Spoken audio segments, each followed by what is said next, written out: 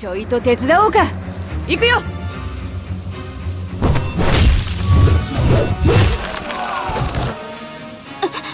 あなたは Games like Final Fantasy Tactics and Tactics Ogre really paved the road for the tactical JRPG genre. The experiences are almost timeless, as returning to these adventures only get better upon replays, but that doesn't mean there isn't room for more adventures. While we've seen many deliver quality experiences within this genre, their lasting appeal is questionable. So developer XD is trying a different approach with their release Sword of Convallaria for the World of Peace by making it a free-to-play game. Now, as reluctant as you may be to hear this, I ended up finding this particular game loop lends itself well to the genre by ensuring that there is always something to do. Well, that is if you have enough in-game energy to do it.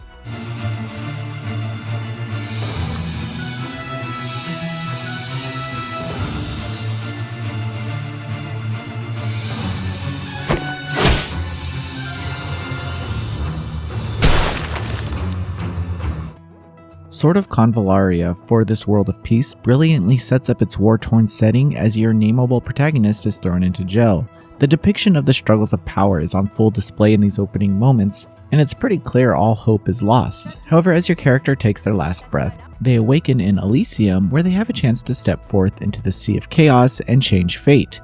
I know it sounds a bit heavy-handed, but I've decided not to overwhelm you with the other aspects of the story, such as the ties to tarot cards and the various themes of destiny that tie into the delivery of the actual story. When it comes to the narrative, players will experience pieces of the story where they aim to take on phantoms and alter the flow of events. It allows the developers to expand on stories through what is known as beacon quests that recall battles and situations that occurred in hopes of changing the future. However, I found it extremely hard to follow just how much power these changes have on the actual plot and where in time these characters are. As you alter events and fight phantoms, you'll then return to the beacon quests where you can see the results of your actions. It's pretty convoluted and borderline confusing, but there are options to catch you up to speed on what's going on and some aspects of the menus. When it comes to the free-to-play nature, the reasons I appreciate the design is based on the promise of more adventures with the group of mercenaries. That said, the game's mobile roots will be the most significant division amongst players. The menu, game loop, material collecting, and basically everything about the game screams mobile gacha.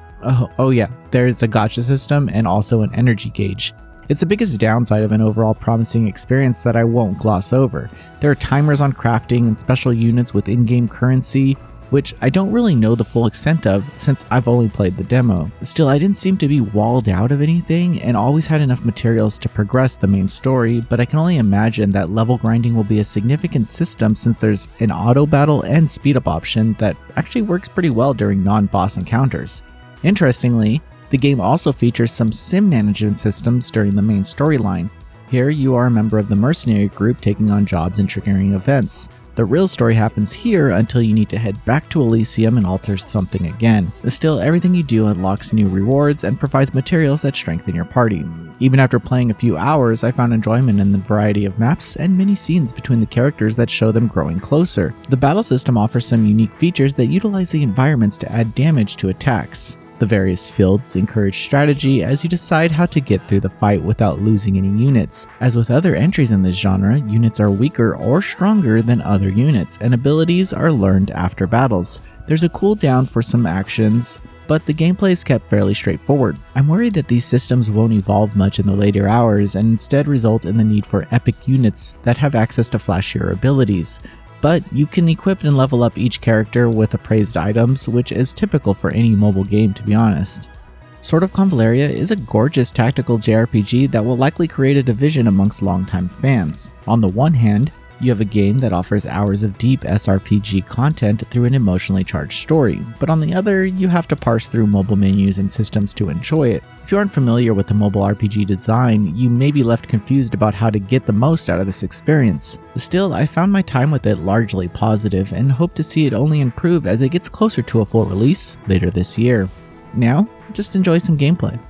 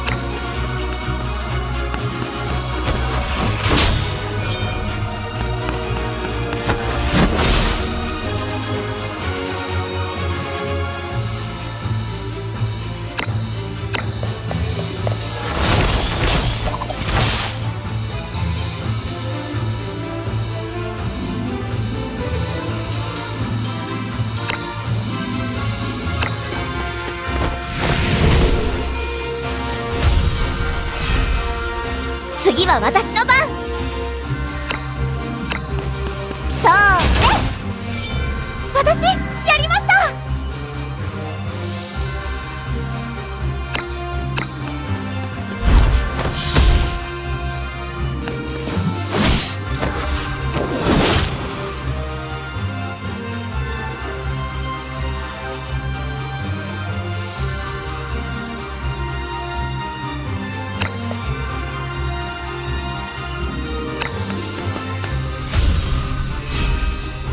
次は私の番。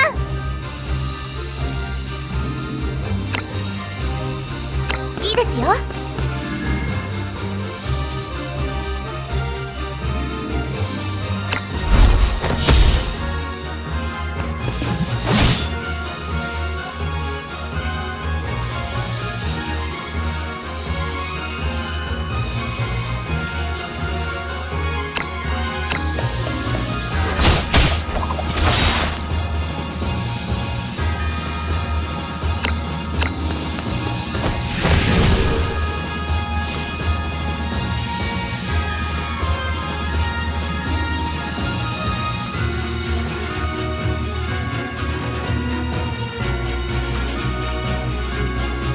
頑張ったおかげで勝てました。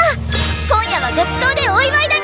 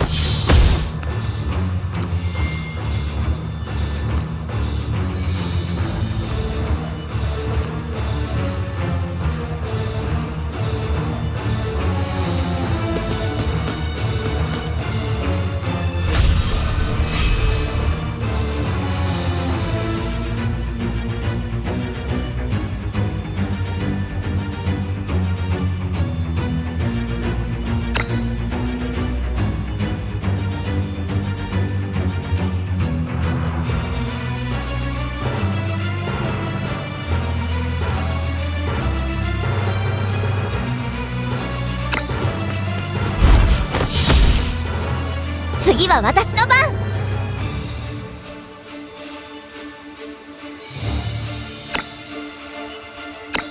怒ったよ。私やりました。